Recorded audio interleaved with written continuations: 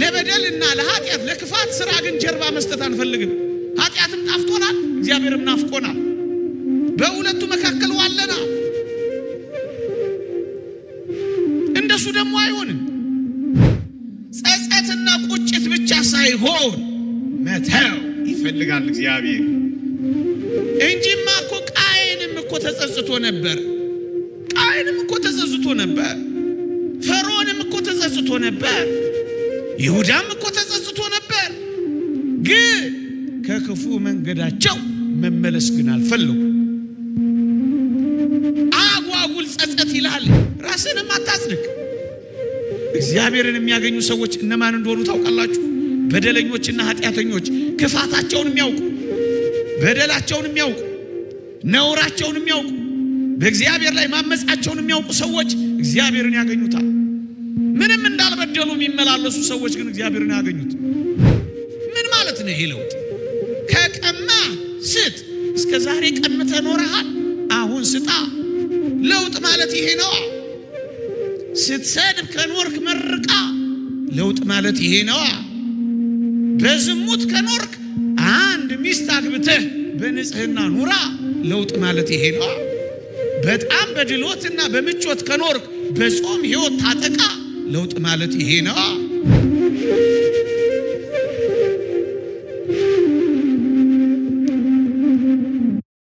አንዳንድ ጊዜ እኮ ለሰው መናገር የማንችላቸው ህመሞች አሉ አይደል? በጣም ቅርብ ጓደኛ ኖሮን ሁሉን ነገር የምናማከራቸው ሰዎች ሆኖ መናገር እንኳን እየፈለግን ግን የሚነገር ያልሆነ ነገር በልባችን ይዘን የምንታመመው ምንም ነገር እንዳልተፈጠረ ቀን ብዙ ነገር አሳልፈን ብዙ አልቅሰን ታጥበን ምንም እንዳልተፈጠረ ፈገግ ብለን ቤት የገባናቸው ብዙ ቀናት። በነዛ ሁሉ ግን አብሮን ይታመም የነበረው አብሮን ይሰማ የነበረው ማን ነበር? እግዚአብሔር ነበር። አያችሁ፣ ሰው ብቻውን ሆኖ ያው ወዳጅ ዘመድ የለኝም የሚረዳኝ የለኝም አጠገቤ ማንም የለም ብለን እንዳናዝን መላእክት ቅዱሳን ከኛ ጋር ናቸውና እምወርሰው ርስት ጉልት ንብረት የለኝም ከተባለ እግዚአብሔር ማንን አዘጋጅቶልናል? መንግስተ ሰማያትን አዘጋጅቶ። ስለዚህ በየትኛውም መንገድ ሰው ብቸኛ ነኝ የሚረዳኝ ሰው የለም የማወራው ሰው የለም ብሎ ማዘን አይችልም። ምክንያቱም ማንስላል በዛው ልክ ሰዎች አይፈቱንም። ስራ ፈተን ቁጭ ብለን እሺ ምን አሰብሽ ይሉናል አይደል? ይመጡ እያሰብን እኮ አይደል? እንደው ምን አስበሃል እስኪ እንደው ምን ልታረግ አሰብ? ሌላ ህመም ማለት ኮርኒስ እያየ ቁጭ ብሎ የነገውን ህይወቱን ገና እየቀመረ እኮ ኢማጂን እያደረገ የሚጨነቅ በጣም ይሄ መጨረሻዬ ነው እያለ ስንሳል አንዴ ስንጣመቅ አንዴ ንስሐ ስንገባ ተውነው ስንል ተመልሰን ስናደርገው አላረገውም እያልን ቃል ስንገባ ስንገዘት ራሳችን እያደረግነው እናገኘዋለን። አንዳንድ ጊዜ ግራ ገብቷችሁ ያውቃል? ማን የትኛው እኔ ነው ይሄንን ነገር የሚያደርገው? የሆነው እኔነቴ ይሄንን ኃጢአት ይጠላል፣ የሆነው እኔነቴ ደግሞ መጥቶ ሲሰራ ይዋሉና እኔ የትኛው ነኝ ብላችሁ አጣ ግራ የሚያጋባ አንዳንድ ጊዜ ህልም የሚመስል መቼ መተን እያደረግን ራሳችን እንዳገኘነው አናውቅም። ልክ አድርገነው ስንጨርስ ያንን ኃጢአት ልባችን ይቃጠል። ምን ስሰራ ነው እዚህ የተገኘው? ያን ሁሉ ነገር ብዬ ትንሽ ከፍ ስንል ድጋሚ የሚጠላ ትንሽ ሄደን ስንል ድጋሚ የሚስበን ያማረረን ህይወታችን ሞት እንዲል ያደረገ እንዲህ ሆኖ ከመኖርማ መሞት ይሻላል። ዛሬ ብዙ ወጣቶች ራሳቸውን የሚያጠፉት እኮ እንደምናስበው የሆነ ነገር ስላልተሳካላቸው ነው። የሆነ አልላቀቅ ያለ ክፉ ምግባር ስላለ እንዲህ ሆኖ ከመኖር መሞት ይሻላል ያስባል። ወደ እግዚአብሔር ቤት እንዳንገባ ያሳፈረ ነጠላ ለማድረግ ማታ ያንን ኃጢአት አድርገነው ጠዋት የለመድናትን ውዳሴ ማርያም ልናደርግ ስንል ምን አይነት ቃል ይመጣ? አታፍር አይደል? አታፍር። ምንም እንዳላረገ ሰው አይነን በጨዋታ በእግዚአብሔር ፊት ይላል። እግዚአብሔር ትላንት የነበርክበትን አስታውሶ ዛሬ ለጸሎት ስትቆም ደስ የማይለው የሚከፋው አምላክ እንዳይመስል የሚከፋው አምላክ እንዳይመስል እሱ ከመነሳትህ እንጂ ከውድቀትህ ምንም የለም። እስኪ እግዚአብሔር በሉ ሁላችሁ ከመነሳታችን እንጂ ከውድቀታችን ምንም የለም። ጉዳይ የለም። ስንት የወደቅክ አይደለም ስንት የተነሳ ነው። እግዚአብሔር ሳያቋርጡ ስለዛ ጉዳይ መጸለይ። አንሳልኝ እግዚአብሔር ሆይ ነፍሴ ላይ የተሰነቀረውን ይሄንን የኃጢአት ጦር ንቀልልኝ። ልህ አንዴ ይሄን የጋረደኝን ክፉ ምግባሬን ከህይወት ያውጣልኝ እግዚአብሔር። የተወረወረችው የተጣለችው ሴት እኮ ናት የተጣለውን መስቀል ያገኘችው። ትላንት ብዙ ነገር ሊሆን ይችላል፣ ግን ወደፊታችንን ሊያበላሽብን ልንፈቅድለት አይገባም። የባከነ ሰዓት ለክርስቲያን የለውም ወገኖቼ። በመጨረሻውም ሰዓት ወርቅ ስራ ሊሰራ ይችላል። ዛሬ ጸሎትሽን እንኳን ላትሰሚው ትችያለሽ። ነገ ከነገ ወዲያ ግን ሰማየ ሰማያት የሚደርስ ጸሎት አለ። ምናልባት እንደ ቅዱስ ዮሴፍ ተረስተህ ሊሆን ይችላል። አንድ ቀን ግን መታወስ መፈለግ አይቀር። ጠቃሚ በማይመስለው ነገር ነው ክርስቶስ ይህንን ዓለም የቀየረው ወገኖቼ። እንጠቅማለን፣ ጠቃሚዎች እንሆናለን። ጊዜው ሊርቅ ሊቀርብ ይችላል፣ ግን ሳንጠቅም አንቀርም። ጠቃሚዎች እንሆናለን።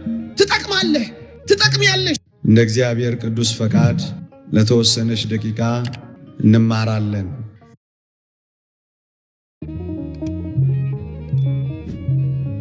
ክርስቲያኖች ታምራቱን ብዙዎች ይፈልጋሉ። ምልክቱን ብዙዎች ይመኛሉ። የብሱን ደረቁን አብረውት ሊጓዙ ይመኛሉ። ወደ ባህሩ ማዶ መሻገሩን ግን ይፈራሉ። ክርስቲያኖች እኛ ክርስቲያን ከተባል የክርስትና ጉዞ ከክርስቶስ ጋር የሚያደርጉት ጉዞ በማይበልና በንውጽውጽታ የሚደረግ የባህር ላይ ጉዞ እንደሆነ ልናውቅ ይገባል። ክርስቲያኖች የብሱንማ ብዙዎች አሉ፣ ባህሩን ግን ይተዋሉ። ይሄ ምን ማለት ይመስላችኋል? ክርስቲያኖች እንደ ባህር በሚታወቅ ዓለም ውስጥ ነው እኛን ከእርሱ ጋር እንድንጓዝ ክርስቶስ የሚፈልገው። በጣም የተመቻቸ፣ በጣም ቅንጦት የበዛው፣ በጣም የተሟላ አፈር የማይነካው አይነት ጉዞ አይደለም የክርስትና ጉዞ። ለዚህ ነው የብሱን ከተጓዙ በኋላ ወደ ባህሩ እንዲገቡ ደግሞ የጋበዛቸው። ምዕመናን እኛ ከዚህ አንጻር ከክርስቶስ ጋር መኖር የምንፈልገው ጤና እስካለን ድረስ ብቻ ነው? ስንታመም አብረነው መጓዝ እንፈልጋለን? ሲፈውሰን ብቻ አምላካችን እንድንሆነ የምንመሰክርነን? ወይስ በመታመሙም ውስጥ የምናመልከውን ጸጥታ ያለውን እርጋታ ያለውን ጤና እስከሰጠን ድረስ ነው ጌታዬ አምላኬ መድኃኒቴ የምንለው? ወይስ የደዌና የበሽታ መጨነቅ ውስጥን ይጎዳል። መጨነቅ ማህበራዊ ህይወትን ያቃውሳል። መጨነቅ ጥፋት እንድታጠፉ ይገፋፋል። የምትቀምሰው እንኳን ብታጣ እንዳትራም ማድረግ እንደሚችል አታውቅም እግዚአብሔር? የምትጠጣው እንኳን ብታጣ ጉሮሮ እንዳይደርቅ ማድረግ እንደሚችል አታምንም እግዚአብሔር? ለምንድን ነው የምትወዳደሩት ከሌሎች ጋር? እናንተ ባላችሁ በመጠን መኖርን አትለምዱ? በመጠን ኑሩ። በመጠን የሚኖር ሰው አይጨነቅም። እንዲህ ስታምነው እንኳን ለሚያምኑት ለማይታመኑት እንኳን በመብልና በመጠጥ በመልበስ የማይጠረጠር ነው እግዚአብሔር። አለመፎካከር፣ ዓለሙን እያያችሁ አትባክ፣ ጭንቅ አትበሉ። እናንተ ተረጋጉና ስከሩ። እግዚአብሔር የእውከት መንፈስ አልሰጠን፣ የመረጋጋት መንፈስ ነው የሰጠን። ስለ ትዳር በማሰብ እንዳይከብድባችሁ አትጨነቁ ነው የሚለው። እግዚአብሔር በሚሰጠው ጊዜ ይሰጣል። አትጨነቁ። በመጠን መኖርን እንልመድ። ብዙዎቻችን የምንጨነቀው ሁል ጊዜ የጎደለንን እንጂ ያለንን ነገር መቁጠር ስለማንችል እኮ ነው።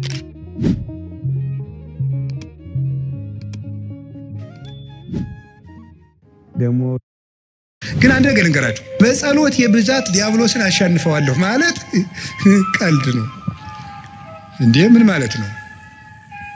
ማለት እንዴ? ጸሎት ሰይጣንን አያሸንፍም እያልክ ነው? አላልኩም። ሰይጣንን የሚያሸንፍልን እግዚአብሔር እንጂ ጸሎታችን አይደለም። ገብቷችኋል? የምንጸልየው ከእግዚአብሔር ጋር ለመሆን ነው እንጂ ዲያብሎስን ለመዋጋት አይደለም። አሁን ግልጽ ሆኖላችኋል? በገዳም መነኮሳት እንደመነኮሱ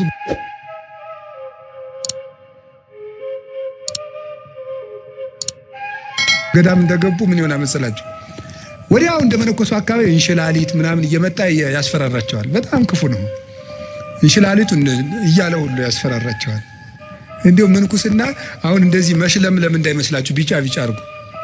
እንደገባ ነው ስቃይ። አሁን ከፈለገ ምን ያደርገው? እንሽላሊቱን ሲጸልይ ፊት ለፊቱ እንሽላሊት ይመጣል። ከዛ ሲበላ ደግሞ የቅድሙን እንሽላሊት ነው እኮ የምትበላ ይለዋል። ጦሙን እንዲውል ስለሚፈልግ ማለት ነው። ይዋጋዋል። እና ጀማሪ መነኩሴ ያልገባው ፈሊጥ ያላወቀው ምን ይላል መሰላችሁ? እንሽላሊቱ ማታ ሲመጣ ምንድን ነው ያደርገው? ፍካሬ ዘጻድቃን ወዘኃጥአን መዝሙር ዘዳዊት ሃሌሉያ ሲል እንሽላሊቱ አላለቀም፣ አልሄድም አለ። ዞር ብሎ ያየዋል ደግሞ አለ ነው። 150 ነው የምዘልቀው ዛሬ ሰብህ ወለእግዚአብሔር በቅዱሳኑ አልሄድም። በቃ እንደዚያ እያደረገ አይደል ነው። አሁን ደግሞ እስቲ እንታያለን። በስግደት ደግሞ 300 ሲሰግድ አለ። ለምንድን ነው የማይሸሸው ሲባል ይሄ ሰውዬ በሐሳቡ በምኑ ነው አሸንፈዋለሁ ብሎ የሚያስበው? በጸሎት በእግዚአብሔር ቸርነት ቢል ግን አንድ አቡነ ዘበሰማያት እንዳለ ይጠፋል። ስለዚህ ክርስቶስ ተኮር ክርስትና እንጂ ሰይጣን ተኮር ክርስትና የለም። ገባችሁ? ክርስቶስን ለማግኘት ጸልዩ እንጂ ሰይጣንን ለማሸነፍ እያላችሁ አትጸልዩ። አንድ አባት ያልተናገረዋል። አንድ የበረሃ አባት ሰይጣንን እያሰብክ የምትጸልይ ከሆነ አታሸንፈውም፣ በጉልበት አትሸንፈውም። እንዲያውም ምን ብሎ ይናገር? 20ኛው ክፍለ ዘመን ላይ የጻፈ አባት ነው እና ምን ብሎ ይናገር መሰላችሁ? አንተ ጥይት ብትተኩስ እሱ ኒውክሊየር ይተኩሳል ይላል። ከ50 ዓመት በፊት የተጻፈ መጽሐፍ ነው። ሰይጣንን ለማሸነፍ አንተ ጥይት ተኩስ፣ ኒውክሊየር ተኩሳል። ለምን? የ7000 ዓመት የውጊያ ልምድ ያለው ጀግና ነው እሱ። አይሆንልህም። ሰይጣንን በጉልበት አሸንፉ። በቀን 400 ሰግዳለሁ ሰይጣንን እቀጠቅጠዋል ይላል አንዳንዱ። ወረጣው 4 ሚሊዮን አድርገው አትቀጠቅጠው። ስግደት ይህ ነገር ዝም ብሎ ሲሰሙት ቀላል ነው፣ ግን እንድንለማመደው ፈልጋለሁ። እኔም እናንተም ነው። ቀላል ነገር ነው። አባቶች በመጠናቸው በቅድስናቸው ደረጃ አድርገውታል። በአቅማችን ግን እኛ ይሄን ማድረግ እንችላለን። አሁን እኛ ቆስለናል፣ በቀላሉ የምንደማ ሆነናል። ደካሞች ነው የሆነው በጣም። ሰይጣን በክንዱ አይደለም በጣቱ ቢነካን እንኳን የምንወድቅ ሆነናል። ልባችን ስስ ሆኗል። እንኳን እሾህ ወቅቶን የጨርቅ ጫፍ የሚያደማው ልብ ነው ያዘው። በጣም ስስ ልብ፣ ቀላል ልብ፣ እንኳን በጦር በቃል የሚደማ ልብ ዘናለኝ። ሳይገባን ሰግደን አንድ ቀን ግን ሰይጣን ድብልል ያደርገን። ሳይገባን እንሰግዳለን፣ ሳይገባን እንቆማለን፣ ሳይገባን እንጾማለን። 5000 ስግደን በለው ጆሮ አንድ ንሳበታል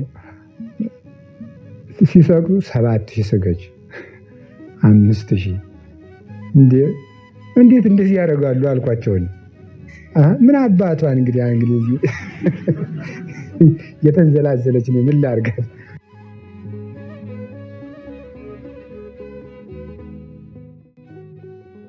ቢያገቡዳ ቢመንኑዳ ችግር ነው። ቢመንኑ ስጋና ሰይጣን አለ። ቢያገቡ ልጅ ማሳደግ ጎር ቢያንስ ሌላ ማድረግ ቢያቅተን ስንቆጣ ዝም ማለት አለብን። አንድ ቅዱስ አባት ነው የተናገረው፣ ምንም ማድረግ ባትችል በተቆጣ ጊዜ ዝም በል፣ ከዚያ በኋላ ቁጣ ይበርዳል። 5 ደቂቃ ዝም ቢል ሰው ይበርድለታል። እንዲህ ይላል ሰው፣ እንዴ እገሌን እኮ ከቻልኩት 5 ዓመቴ ነው ይላል። 100 ዓመት ለምን አችለው? እግዚአብሔር ዘመኑን ሁሉ ተሸክሞታል። እኛ አይሆንልን። በቃ እግዚአብሔር የቻለውን ሰው ወይ ታምር እኮ ነው እናት። እኛ በጢሙ ካልደፋ ነው እንቅልፍ አይወስድን። አሁን አንድ ሰው ይሄንን 1 ኩንታል ማር ሰጥቻለሁ ሲባል ሸክሙን ጭምር ካላሰበ በጥብጬ እጠጣዋለሁ፣ በጠላ ጨምረዋለሁ፣ እልሰዋለሁ እያለ ቢል ሸክሙን ካላሰበ እንዴት አድርጌ ወስደዋለሁ የሚለውን ካላሰበ ችግር ነው። አሁን አንድ ሰው አንድ መልካም ነገር ሲያስብ መልካሙን ነገር እንጂ ሸክሙን አያስበው።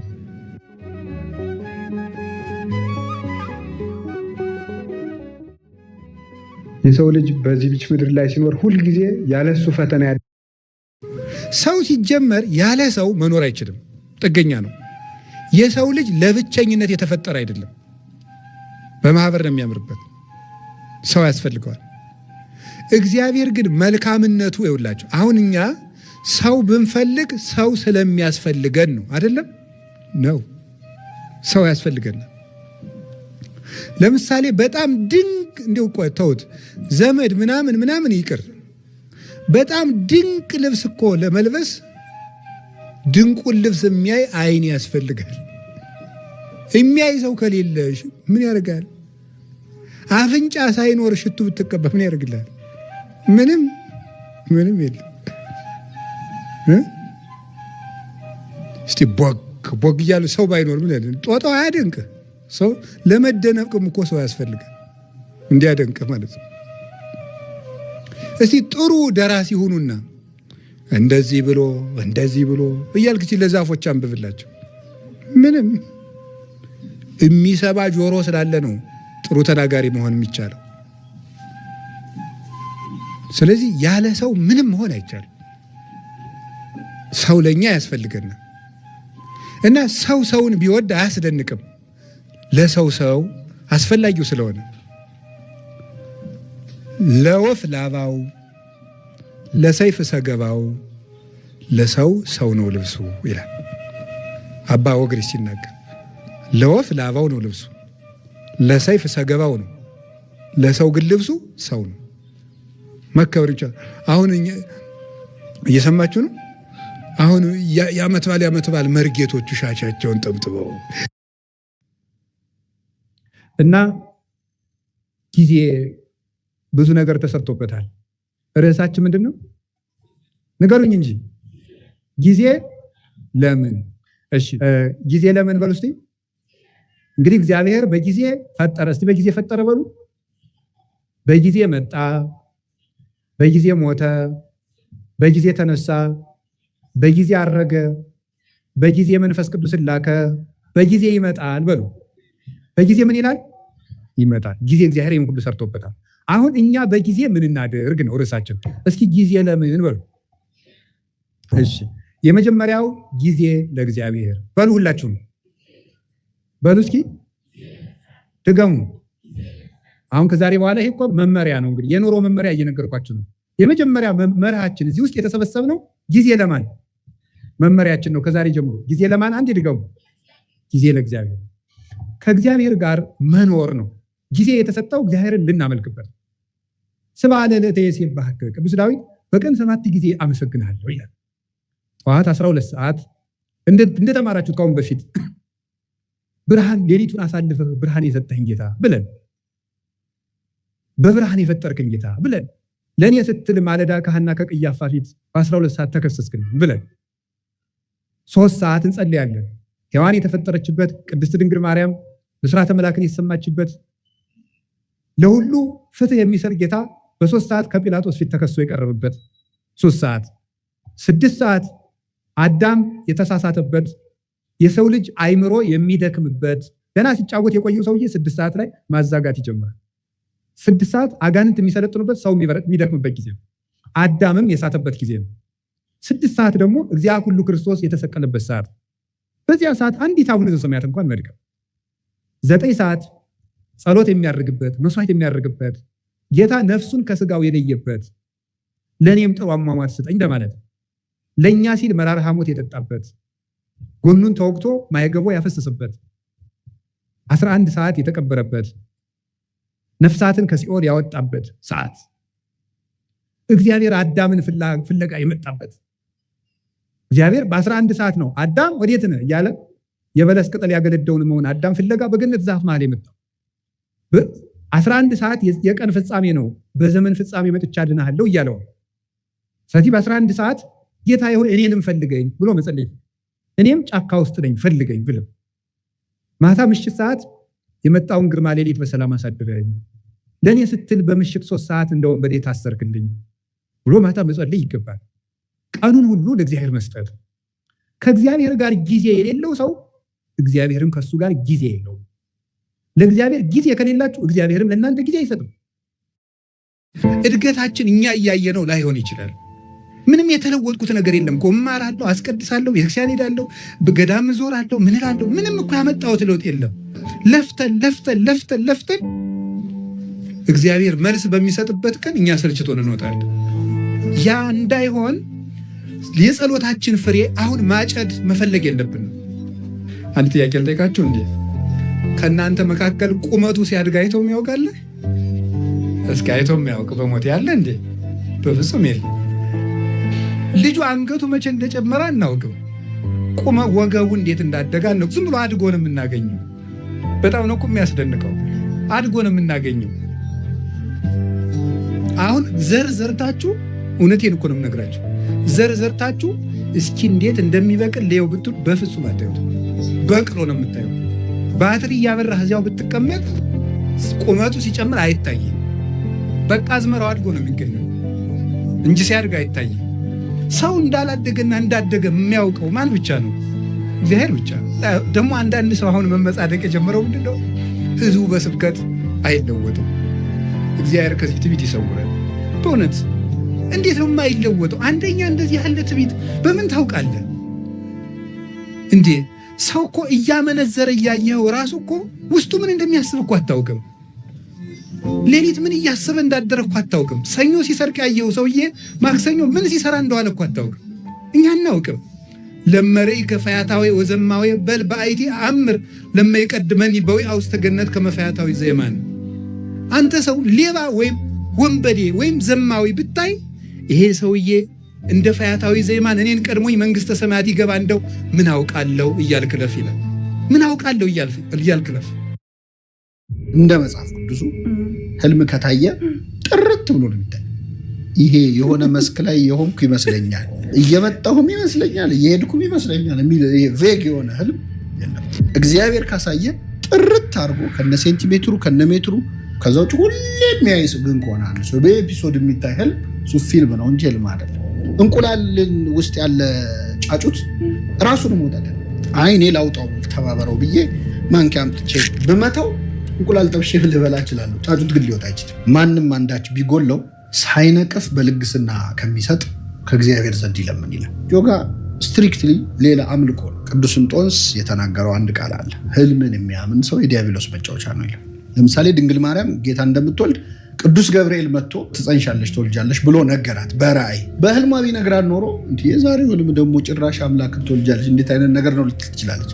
ማር ይስሐቅ በጣም ጥልቁ ጸሎት በእግዚአብሔር ፊት ዝም ብሎ መቀመጥ ነው እንጂ ዘሎ ተራሩጦ ወደ ጉዳዩ አይገባም። ሙሴ እኮ በጣም ጨንቆት ይገርምሻል። በግራ እስራኤላውያን ኧረ ልንሞት ነው እያሉ ይጮሃል። በቀኙ የፈርዖን ሰራዊት እየበረረ እየመጣ አዋራ እያቦነነ ህዝቡ ይጮሃል፣ ፈርዖን ይጋልባል። በቃ ግራ ገብቶ ጸጥ አለ። ጸጥ ሲል እግዚአብሔር ምን እንዳለው ታውቂያለሽ? ለምን ትጮህብኛለህ? ከህዝቡ ጩኸት በላይ የሙሴ ዝምታ ተሰምቶ። በጣም የሚገርመኝ መጽሐፍ ቅዱስ ክፍል አለ። ለምሳሌ እግዚአብሔር 90ውን እኔ ልሸከምላችሁ ግድ የለም 10ዋን ተሸከሙ። እኛ ደግሞ ኖ አይ ግድ የለም እኛ 90ውን እንሸከም 10ዋን ላንተ የምናሸክመው። ኦኬ ኮንቲኒው። አትጨነቁ፣ ስለምትበሉ ስለምትጠጡት አትጨነቁ። ጀስት የሰማይ ወፎችን ተመልከቱ። ከምግብ ጋር ተያይዞ ከልብስ ጋር ተያይዞ ምድረ በዳ አበቦችን ተመልከቱ። ይሄ ጥረ ግረ ብላ የሚለውን በጣም አድካሚ ሆነን ወደ ቀኝ እንዳናዘነብል ሆነን 90%ቱን ተሸክመን መንገዳገድ ግዴታችን ሆነ ማለት ነው። እንደ አሳማ ጭቃ ውስጥ ከመርመጥመጥ የንስር ክንፍን ገንዘብ አድርጎ መብረር እየተቻለ እግዚአብሔር ላበርክትላችሁ አስራቴን ስጡኝ ይላል። እግዚአብሔር ቸግሮት አይደለም። እኔ በራሴ ህይወት ያየሁት ነው። ዊትነስ ነኝ። ይሄ ማለት ብሌሲንግ ይባላል። ተጨነቁ አትጨነቁ ያለን መስመር አለ። አትጨነቁ ካለ አልጨነቅም፣ ተጨነቁ ላለው እጨነቃለሁ። ጥበብ ታሳልቃለች እንጂ አታልቅም። ከመጥበብ መጠበብ ከጠብ ጥበብ ይበልጣል። በጣም ለየት ያለ ነገር አመለካከት አለኝ ስለ ጊዜ። የሌላውን አላቅም፣ ስለ ራሴ ጉዳይ ነው ማወራው። አንዳንድ ሰው ጥቂት ዓመት ኑሮ ብዙ ልምዶች ይኖሩታል። አንዳንዱ ረዥም ዓመት ኑሮ ጥቂት ልምዶች ይኖሩታል። ለምሳሌ የ3 ዓመት ህፃን ቅዱስ ቂርቆስ ታወቀ። ቅዱስ ቂርቆስ ትልቅ ገል ተጽፎለታልና የኖረው ዓመት 3 ዓመት ነው። እንዴት ሊሆን ቻለ ትያለሽ? አንዳንድ ሰው ደግሞ 90 ዓመት ኑሮ የህይወት ታሪኩን ሲሞት ለመጻፍ 1 ገጽ በግድ ምን ብለሽ ትጽፊለታለሽ? አቶ ገሌ ገሌ በዚህ ዓመተ ምህረት እዚህ አካባቢ ተወለዱ፣ አደጉ፣ እድሜያቸው ለትምህርት ሲደርስ ተማሩ፣ አገቡ፣ ወለዱ፣ ሞቱ። ምንድን ነው ታዲያ? 1 ገጽ አይሞላም ህይወታችን ማለት ነው? እንዴት ሊሆን ይችላል? የተገቢ ነው ብዬ አላምንም። ሰዎች ለ1 ገጽ ኑሮ ምድር ላይ ለምን ይመጣሉ? አንበሳው ከዚህ በተሻለ ቢጻፍለት ታሪክ አድኖ ነበረ፣ አንድ ጫካ አቋርጦ ነበረ። የአንበሳ እንኳን ታሪክ ከጻፈ ሰው እንዴት 1 ገጽ ማትሞላ ህይወት ሊኖር ይችላል? ስለዚህ ምድር ላይ የኖረበትን ዓላማ አልተረዳም ማለት። ለምሳሌ ትልቅ ቫልዩ የምንሰጠው ገንዘብ ነው፣ ግንዛቤን ሳይሆን ገንዘብ ነው። በምድር ላይ እንዳለ ሰው ሁሉ ነጭ ላቡን ያለበስኪ የሚኖረው ገንዘብ ነው። ኦኬ ጥሩ ነው፣ ሰው ገንዘብ አያገኝ ማለት አይደለም። ግን ገንዘብን በህልምሽ ታስቢዋለሽ? አታቂው። ይኑርሽ አይኑርሽ አታቂው። የቀን መገልገያ ነው፣ የሌሊት አይደለም ነው። ኦኬ ስለዚህ ሰው 70 ምናምን ዓመት ቢኖር 8 ሰዓቱን በእንቅልፍ በቀን ያሳልፋል። አጠቃላይ ኦልሞስት 30 ምናምን ዓመት ይተኛል። 40 ምናምን ዓመት ነው ምድር ላይ የሚኖረው ነቅቶ ማለት ነው። ሰው እድሜ ዘመኑን ገንዘብ ለማግኘት ከኖረና አካውንት ውስጥ 5 ሚሊዮን ብር ይኖር በትንሹ ወይም 10 አይዶን ነው እንዳያመጣጡ ያ ሰው ከዚህ ዓለም ይለያል ነው። ሲለይ የለፋበት ነው መነገር ያለበት አይደል? ለምን ህይወት ታሪኩ ላይ 10 ሚሊዮን ብር ባንክ ውስጥ አስቀምጦ ሞታ ይባላል? ምን ያህል እዛ ላይ ሲቆም ቆመ ነው ህይወት ታሪካችን ውስጥ እንኳን ሊገባ አይችልም። ሰው ለዚህ ብቻ አልነበረም መፈጠሩ ነው። ዛሱ አይኔ ሁልጊዜ የዓለሙ ሳይንስ ተምረነዋል፣ ግን ችግሩ ግራ ብሬናችን ነው አክቲቬት የሚያደርገው እየተፈጠረ። አሁን እኮ አርጎ የሚፈርደው ሰው የመድኃኒዓለም ያለ ጻድቃኔ ሳምንት ዶ ከተቀመጠ ደብረ ሊባኖስ 2 ሳምንት ዶ ከተቀመጠ ንግግሩ ሁሉ የምጽድቅ ተመስገን ሥላሴ የተመሰገኑ ይሁን እንደ ባይታዊ ማለት መጻደቅ የሌለህን ጽድቅ ማለት ውስጥ እኮ ሌባ ነው ታውቀዋለህ። ግን ያመጻድቃል። ሳምንት ውዳሴ ማርያም ደገምኩ ብሎ ሰው ትቢቱ ኩራቱ ተመስገን። አሁን እንደው እኮ ካህናቱ፣ ዲያቆናቱ፣ መነኮሳቱ፣ ጳጳሳቱ ሁሉ እኮ ሌባ እየሆነ ነው ይላል። አንተ ነህ እንጂ ደጉ እንደው እኮ አይደረስ እኮ ነው እንደው ማምላክ ምን አለ? እነዚህ 4ቱ ይደንቁ 3ቱ ይደንቁኛል አለና ግን ተንኮል ሰርታ ያልሰራች መስላ ለባሏ ሚስት ሆና የምትቀርብ ሴት ትደንቀኛለች ይላል። ብዛት በጸሎታቸው ብዛት እግዚአብሔር የሚሰማቸው ይመስላቸው የተባለ ጌታዬ ኢየሱስ ክርስቶስ ማልዳ ቆሞ እንጀራም ስጠኝ፣ የሰው መውደዱን ቀና መንገዱን ስጠኝ፣ እንደ ፈረስ ስታበላ አውለኝ፣ ባዱን ዘመድ ጡን ገመድ ዱሩን መንገድ አርግልኝ፣ ፍርቄን የላሊባላ እድሜን የማቱሳላ አርገው፣ ጠላቶችን አይናቸውን ጉልበታቸውን ጨጠማ አርገው፣ እንደ ጢፍ ሳብናቸው እንደ ጉማፍናቸው ምናምን በላቸው። ይሄ ነው ጸሎት ማብዛት ማለት። አታብዙ ያለ ጌታ ይሄንን ነው ማለት። ግን እናንተ ግን ሌሎቹ እንዲህ ይጸልያሉ፣ ግብዞች ናቸው። እናንተ ግን እንዲህ አድርጋችሁ ጸልዩ። ምን ብላችሁ?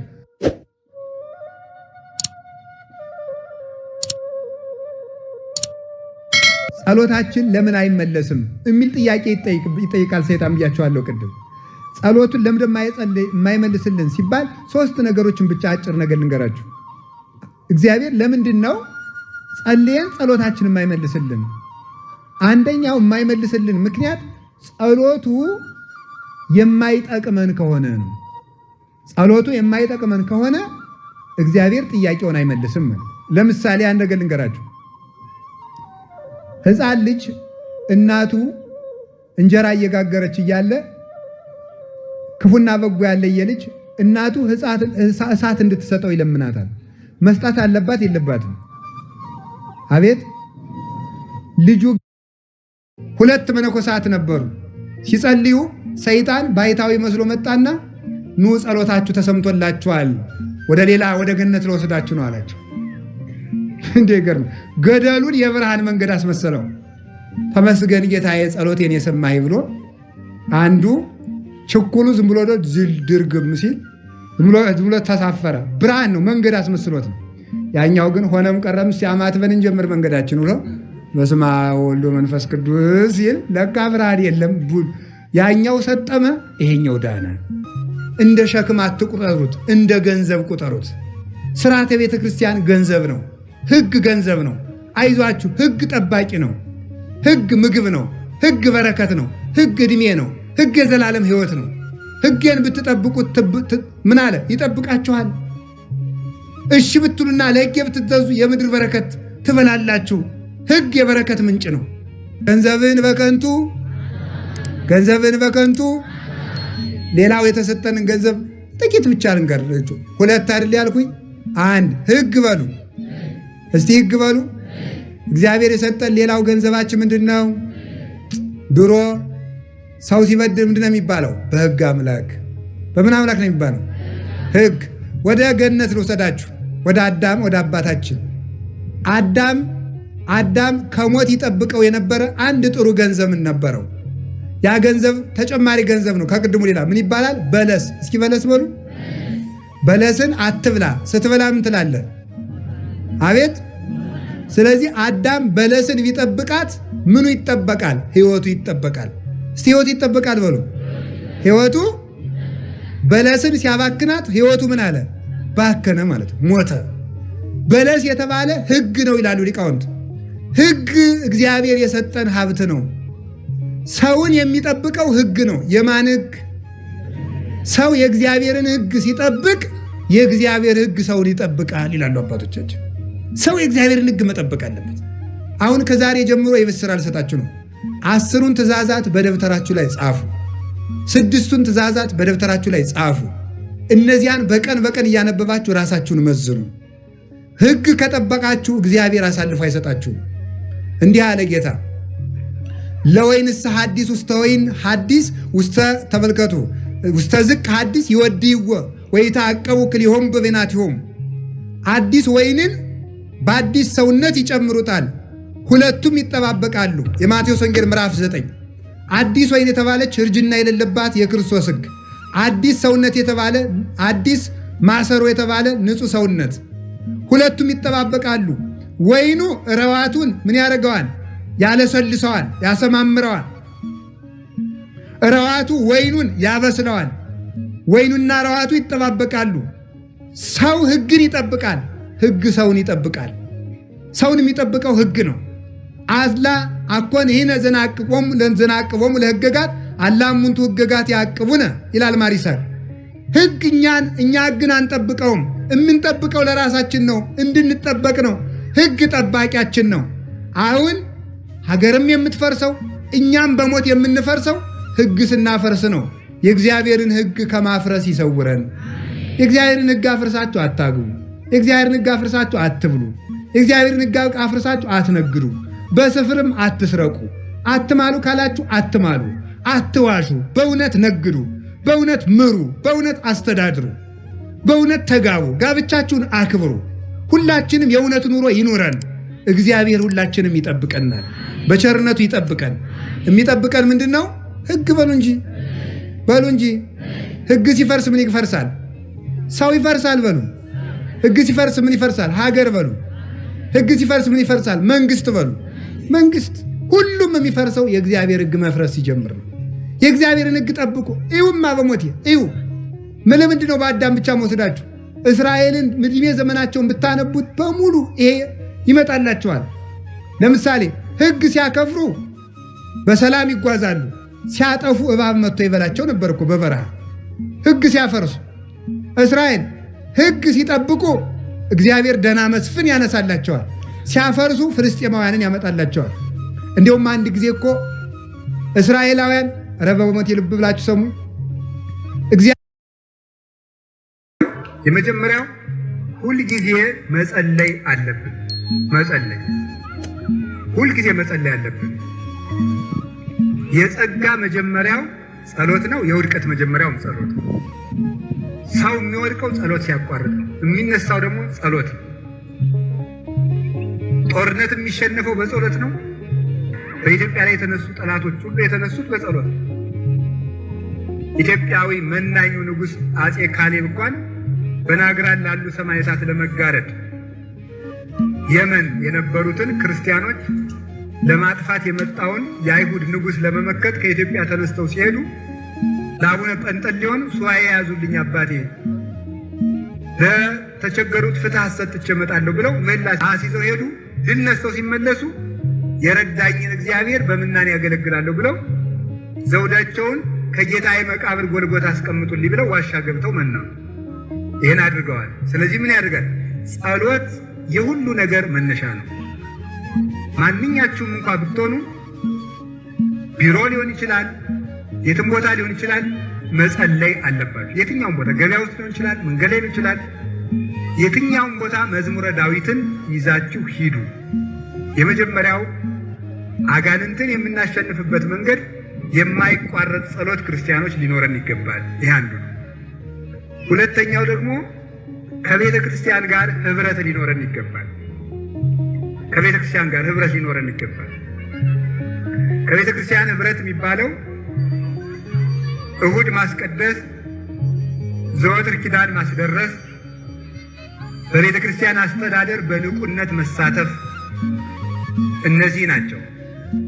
በዓላትን ማክበር፣ ሁሉን ነገር በያገባኛልነት መሳተፍ የቤተ ክርስቲያን ህብረት። እስካሁን ድረስ የተረዳችን ጊዜና ባነበብኩት በተማርኩት አባቶችን በነገሩኝ የተረዳሁት ነገር ያለ ቤተ ክርስቲያን ህብረት አጋንንትን የሚያሸንፍ ሰው አይቻልም። ያለ ቤተ ክርስቲያን ህብረት አጋንንትን ማሸነፍ አይቻልም። ምንም ቢሆን ማለት ምንም ቢሆን ባይታዊ እንኳን ቢሆን ቤተክርስቲያን የማይገባ ከሆነ አጋንንትን አያሸንፋቸው።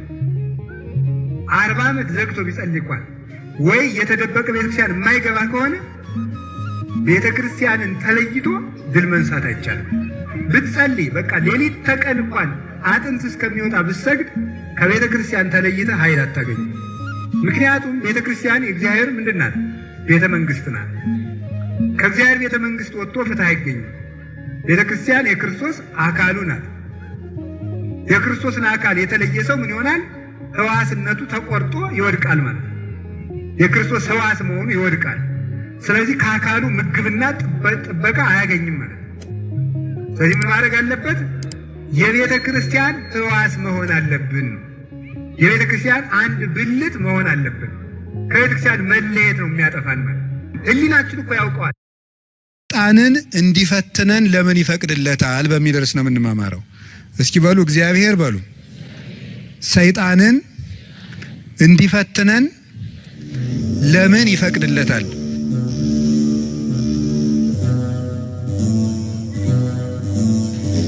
ድገም ውስጥ እግዚአብሔር በሉ። ሰይጣንን እንዲፈትነን ለምን ይፈቅድለታል? ሶስተኛ በሉ እግዚአብሔር ሰይጣንን እንዲፈትነን ለምን ይፈቅድለታል ነው። እንግዲህ መቼም ትምህርት ስንማር አንዳንድ ጥያቄ መመለስ ነው ዓላማው። ሰይጣን የሚፈጥርብንን ዓላማ መመለስ ነው። እርግጠኛ ነኝ የሁላችሁም ጥያቄ ነው አይደለም? እስቲ ነው የሚል ነው። እሺ እግዚአብሔር ይስጥልን። የሁላችሁም ጥያቄ ነው። ካልሆነ እንለፈው ርስን። የሁላችሁም ጥያቄ ነው። እሺ ብዙ ሰው የማያምኑ ሰዎችም ይህንን ይጠይቃሉ። እግዚአብሔር መልካም ከሆነ ለምንድን ነው እንደዚህ ያለ ችግር ሲደርስብን ዝም የሚለን? ለምን ዝም ይላል እግዚአብሔር የሚል ነገር አለ። መጽሐፍ ቅዱስንም ስናነብ የሚጋጭ የሚመስል ነገር ብዙ ነገር ታገኛላችሁ። የመጀመሪያው እግዚአብሔር ባህሪው መልካም ነው። ባህሪው መልካም ነው። በሱ ዘንድ ክፉ የለም። አልወ ጽልመት ውስተ መክፈልታቲሁ። በእግዚአብሔር በባህሪው ኃጢአት የለበትም፣ ነውር ነቀፋ የለበትም። እስመ ንጹሕ ጠባያቲሁ ለእግዚአብሔር። የእግዚአብሔር ባህሪ ሁሉ ፍጹም ንጹሕ ነው። እግዚአብሔር ባህሪው ንጹሕ ነው። ፈቃዱ ደግሞ መልካም ነው። ኄር እግዚአብሔር ለእለ ይትዔገሥዎ ወያድኅኖሙ በጊዜ ምንዳቤሆሙ። እግዚአብሔር ለሚታገሱት ሁሉ እግዚአብሔር መልካም ነው፣ በመከራ ቀንም መሸሸጊያ ነው ይላል ትንቢተ ናሆም ምዕራፍ 1 ቁጥር 7 ላይ እግዚአብሔር መልካም ነው፣ በመከራ ቀንም መሸሸጊያ ነው። እግዚአብሔር መልካም ነው፣ በመከራ ቀንም መሸሸጊያ ነው። ወምስካኢነ ውእቱ አምላኩ ለያዕቆብ። የያዕቆብ አምላክ መጠጊያችን ነው። ወበይንተዝ ኢንፈርህ ለማድለቅለቀት ምድር ወለመኒ ፈለሱ አድባር ውስተ ልበ ባሕር። ስለዚህ ተራሮች ተነስተው ወደ ባህር ልብ እንኳን ተነስተው ቢገቡ ወይም ቢነቀሉ አንደነግጥም፣ የያዕቆብ አምላክ መጠጊያችን ነውና። ይሄ እግዚአብሔር መልካም እንደሆነ ነው የሚያሳየው። እግዚአብሔር ያበርህ ሊተ ምንትኑ ያፈራህኒ። እግዚአብሔር ብርሃኔና መድኃኒቴ ነው፣ የሚያስፈራኝ ምንም የለም። እግዚአብሔር ምእመና ለሕይወቴ። እግዚአብሔር የሕይወቴ መታመኛዋ ነው። ምንም የምፈራው ነገር የለም። እመኒ ጸብአኒ ተአይን እይፈርሃኒ ልብየ። ሰራዊት እንኳን ከቦ ቢወጋኝ እግዚአብሔር መታመኛዬ ነውና አልፈራም ይላል። ስለዚህ እግዚአብሔር ብርሃን ነው፣ እግዚአብሔር መድኃኒት ነው፣ እግዚአብሔር መልካም ነው። እሱ ራሱ ኖራል። አነ ውእቱ ኖላዊ ኄር ዘበአማን። እኔ እውነተኛ ኃያላንን ክንድ የሚሰባበር ኃያል እሱ ማን ነው? እግዚአብሔር ነው። ጠቢብ ውእቱ ዘያረስም ምክረ መካርያን። የሚመክሩ ሰዎችን ምክር የሚሽር እሱ እግዚአብሔር ነው። ታዲያ እንደዚህ ያለ አምላክ ለምንድን ነው ክርስቲያኖች እንዲሰቃዩ የሚያደርግ ብላችሁ አትጠይቁኝም? ጠይቃችሁ አታውቁም? እግዚአብሔር እንደው ክርስቲያኖች እንድንሞት የሚያደርገን ለምንድን ነው? ያገኘነ ሰው ሁሉ ጉልበቱን የሚሞክር በክርስቲያኖች ነው። ጉልበት አለኝ የሚል ሁሉ መግደል እንደሚችል የሚያረጋግጠው እኛን በመግደል ነው። የክርስቲያኖችን እንኳን ትልልቆቹን ሕፃናትን አንቆ በመግደል ጀግንነት የሚመስላቸው ሰዎች ናቸዋል። እና እንደዚህ ከሆነ እግዚአብሔር ለምንድን ነው ዝም የሚለን? ለምንድን ነው እንድንሞት የሚያደርገው? ልንገራችሁ የእግዚአብሔር ቤተሰቦች፣ አሁን የመጣው ቴክኖሎጂ ከኒውክሌር ጦርነት ይብሳል ለኦርቶዶክስ ቤተክርስቲያን። አሁን የመጣው ቴክኖሎጂ በራሱ ይሄ ቴክኖሎጂ ማለት ምን ማለት ነው? ሚዲያው ራሱ ቲክታኩ፣ ዩቲዩቡ፣ ፌስቡኩ ምኑ በኦርቶዶክስ ላይ ከፍተኛ የሆነ ፈንጅ ከመተኮስ ይብሳል። ይሄ የክርስቲያኖችን ሕይወት በማሽመድመድ ማለት ነው። እንደ ክርስትና የተሰቃየ እምነት አለ እንዴ በምድር ላይ? የለም እኮ። ታውቃላችሁ የመጀመሪያው ክፍለ ዘመን ጀምሮ እኮ ምን ይደረግ ነበር? ክርስቲያኖችን ጦም አውለው ህዝብ ተሰብስቦ ስቴዲየም ላይ የተራቡ ውሾች ይለቀቃሉ። ጾማቸውን 3 ቀን ያደሩ ክርስቲያኖች ከተራቡ ውሻዋ ጋር ምግብ ይሰጣቸዋል። ቆዳቸውን ገፈው አሸዋ ከተው አልብሳቸዋል። የገዛ አካላቸውን በአቅማዳ አሸዋ ተሸክመው በገዛ ቆዳቸው ዙረዋል። እጃቸውን ቆርጠው በተቆረጠች ጉረሱ ይሏቸው ነበር። ይሄ ሁሉ ስቃይ አልፈዋል። ግን እስካሁን አለች ቤተክርስቲያን።